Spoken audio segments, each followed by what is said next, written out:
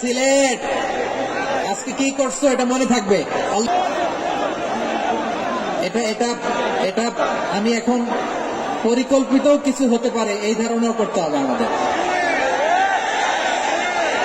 লক্ষ লক্ষ মানুষ বসে আছে, তোমরা একটু শান্ত হবে না? হ্যাঁ বসো, আর 2টা মিনিট একটু কোঅপারেট করো। 2 মিনিট একটু কোঅপারেট করো।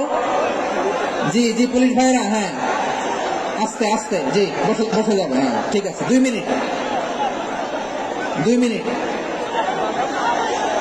এই বিভাগে আমার আর আসা হবে না, আমি একবারই তো আসলাম, তো যা বলার তো আমি এখনই বলতে হবে। এমন না যে আমি আবার সুনামগঞ্জে আসবো, হবিগঞ্জে আসবো।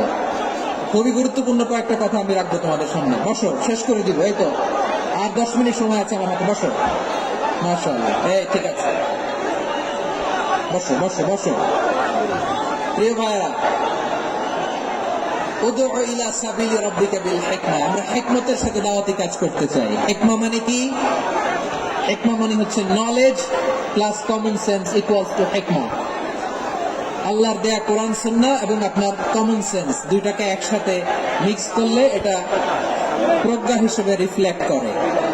শুধু কোরআনের আয়াত মুখস্থ করলেই হবে না, হাদিস মুখস্থ করলেই হবে না, এটা কিভাবে উপস্থাপন করতে হবে সেটাও জানার দরকার আছে না নাই? কি বলতে হয়, কতটুকু বলতে হয় সেটাও জানার দরকার আছে না নেই? সেটার নাম হচ্ছে হিকমা, প্রজ্ঞা। এই প্রজ্ঞার সাথে বিচক্ষণতার সাথে আমাদেরকে দাওয়াতি কাজ করতে হবে। বিষ্ণু ইসলামের দাওয়াতি কাজের পন্থা 2-1টা শেয়ার করে আলোচনার ইতি টানবো ইনশাআল্লাহ। হ্যাঁ পেয়েছি। আর হাত দেখানো লাগবে না, বসো বসো।